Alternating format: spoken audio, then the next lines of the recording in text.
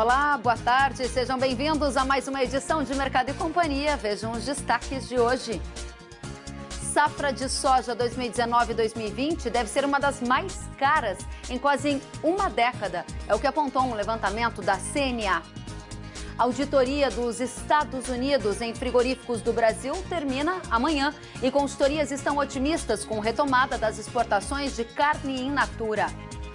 Ministros da União Europeia e do Mercosul podem concluir hoje negociação de acordo de livre comércio entre os blocos econômicos.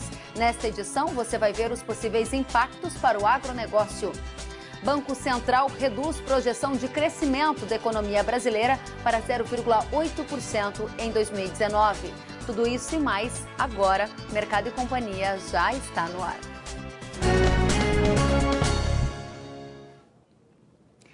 O presidente Jair Bolsonaro já está em Osaka, no Japão, onde participa a partir de amanhã do encontro do G20, que vai reunir as principais economias do mundo.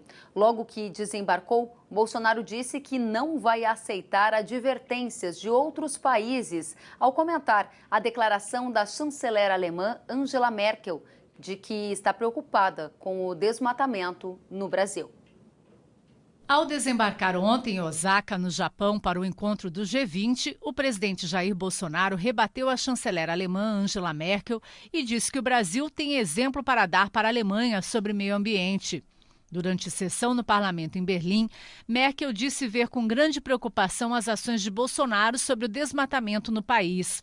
A declaração foi feita depois de ter sido questionada pela deputada do Partido Verde, Anja Hajduk, se o governo alemão deveria seguir investindo nas negociações de livre comércio entre União Europeia e Mercosul. O presidente do Brasil, que está aqui, não é como alguns anteriores, que vieram aqui para serem advertidos por outros países.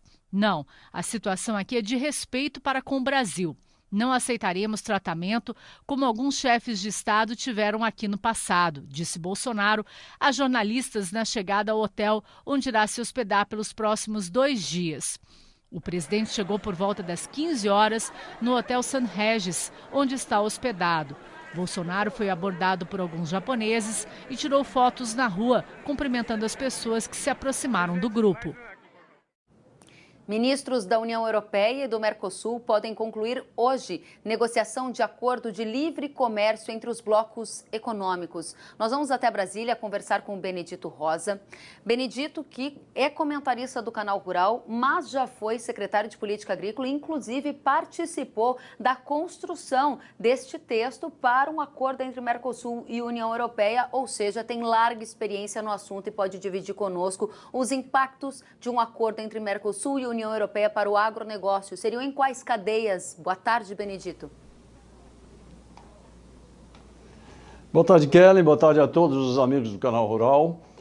Respondendo diretamente à sua pergunta, o impacto positivo de um eventual acordo de livre comércio, segundo as regras da OMC, entre Mercosul e União Europeia, que representa um quarto do comércio mundial, são muito benéficos para algumas cadeias produtivas do nosso agronegócio. Em especial, carne bovina. O pleito do Mercosul era 320 mil toneladas de carne bovina com tarifa zero. A União Europeia, ao que tudo indica, vai oferecer menos de 100 mil toneladas, mas já é um bom número. Açúcar, etanol, o pleito antigo nosso era 1 bilhão de litros com tarifa zero. Provavelmente a União Europeia oferecerá 500 mil.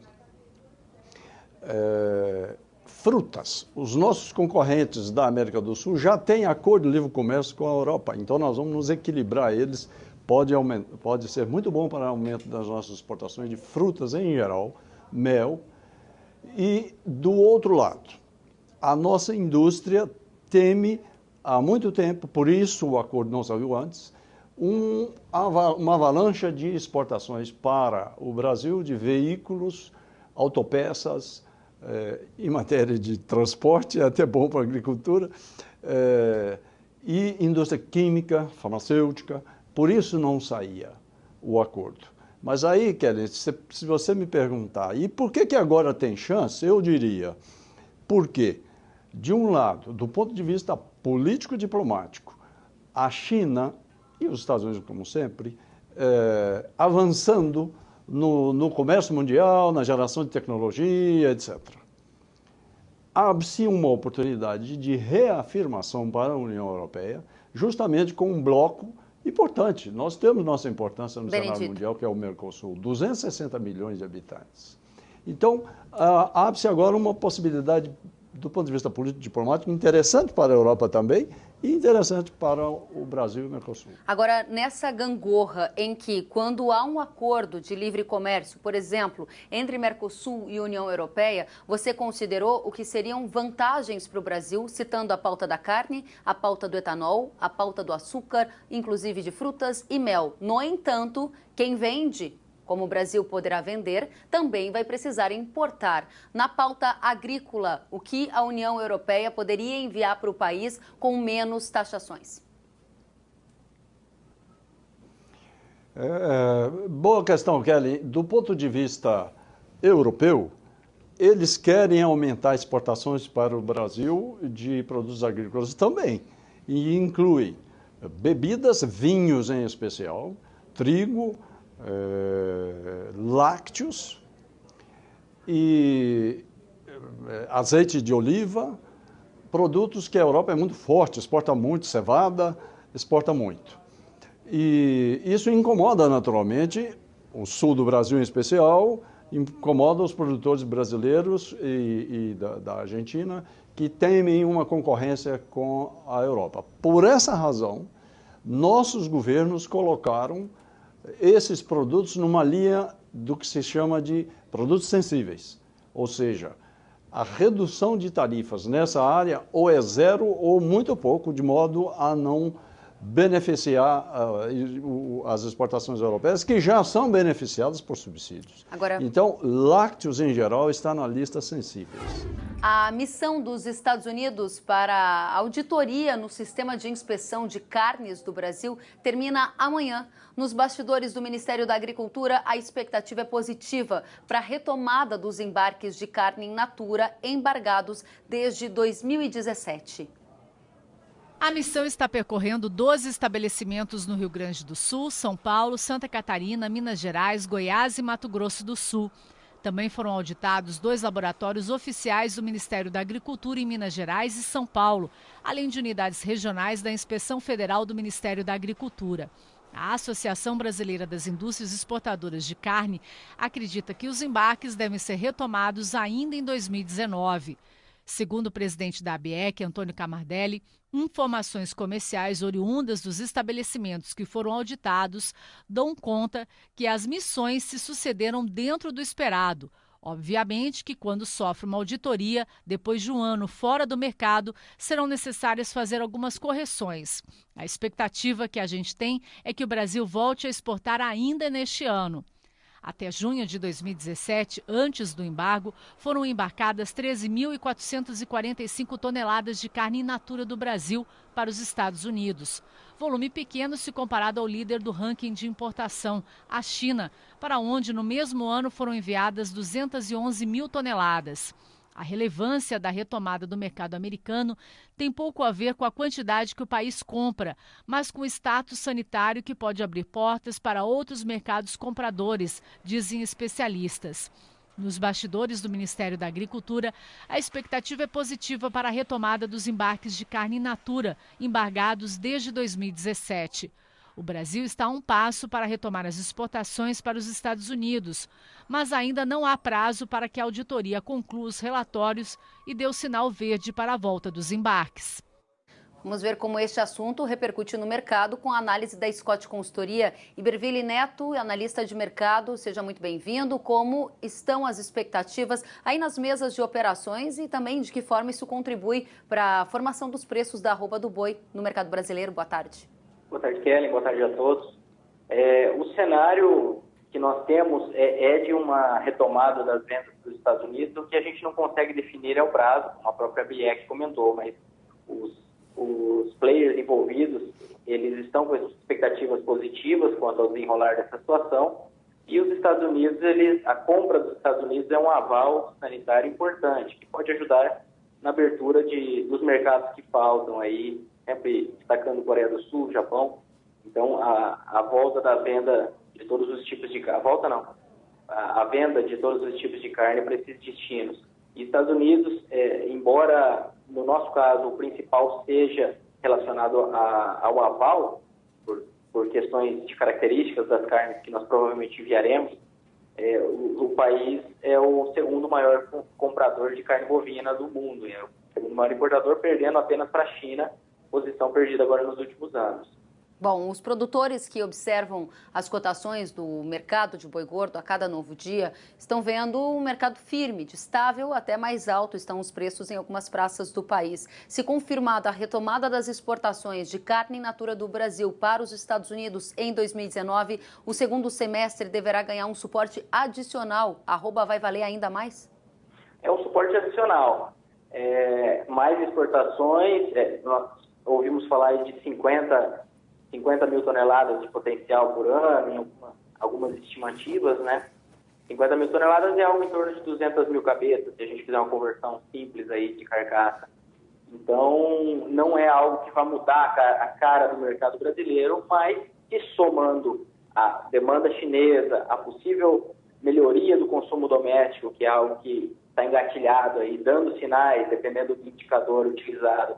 Então, a associação desses fatores, ela traz essa expectativa adicional aí, que só vai ajudar, né? Agora, o mercado Iberville tende a se antecipar aos fatos. Há uma expectativa de que a auditoria dê o sinal verde para que o Brasil volte a exportar para os Estados Unidos. No entanto, não há prazo definido em qual tempo o USDA, os órgãos de inspeção do Departamento de Agricultura, vão efetivamente dizer, agora está liberado o caminho. Isso significa que o mercado se antecipa ou só vai ter reação de preço quando o sinal verde for dado? Não, devido à questão dos Estados Unidos, nós acreditamos que isso fique para depois do fato confirmado e provavelmente com um efeito maior nos preços futuros.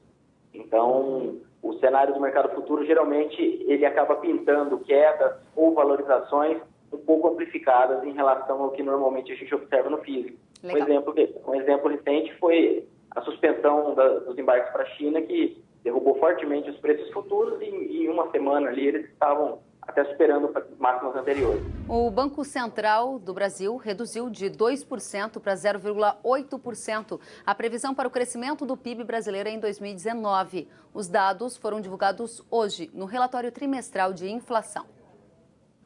O relatório indica que a retração da atividade no primeiro trimestre deste ano, somada à ausência de sinais nítidos de recuperação nos primeiros indicadores divulgados para o segundo trimestre, contribuíram para uma revisão na projeção do PIB de 2% para 0,8%. A revisão do Banco Central reflete o recuo na expectativa de crescimento para todos os setores da indústria, projetado agora em 0,2% ante 1,8%. Para a agropecuária, a previsão permaneceu praticamente estável, passando de 1% para 1,1%. A economia brasileira vai crescer menos do que era estimado de acordo com o Banco Central, mas a agropecuária ainda apresentou um leve suspiro, conforme você viu na reportagem. Assunto para Miguel Daúde, que já está aqui ao meu lado. Daúde, qual a sua análise sobre esse relatório divulgado hoje? A economia brasileira vai ser puxada mais uma vez pelo agro? Boa tarde.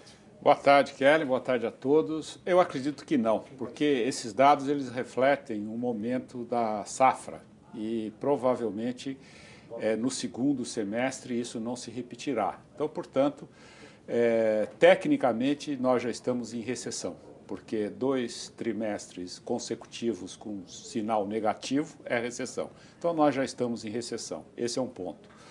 O outro ponto significa que, assim que for divulgado o PIB, os dados do PIB, o governo vai ter que fazer outro contingenciamento, né? E provavelmente o contingenciamento vai atingir, sem dúvida nenhuma, Kelly, o R$1 bilhão que está destinado para o seguro rural. Mais uma vez, Miguel Daúde? Mais uma vez. porque o dinheiro não existe mais. Mas o governo tem dito reiteradamente que o seguro agrícola é uma das pautas mais principais e importantes. Você acha que eles cortariam logo aí? Não tenho dúvida que vão cortar. O governo diz, mas nada acontece, Kelly. No campo nada acontece. Cheio de promessa, a ministra coloca uma posição, a gente ontem até falou do caso dos arrozeiros lá do Rio Grande do Sul, todos quebrados, e a coisa vai se sucedendo dessa forma e o produtor rural não caiu na real ainda de que houve uma mudança. Então essa mudança vai ter impacto muito no custo. Esse relatório do Banco Central, inclusive junto com o Banco Central, junto com esse relatório, ele divulgou que vai diminuir os depósitos compulsórios para injetar 16 bilhões na economia. Só que os 16 bilhões na economia, os bancos não vão emprestar. Os bancos não vão emprestar, porque os bancos hoje estão muito receosos da inadimplência. Então esse dinheiro volta para o Banco Central no enxugamento da liquidez, o Banco Central pagando taxa Selic para esse dinheiro. Sentiu falta de algum conteúdo? Acesse canalrural.com.br.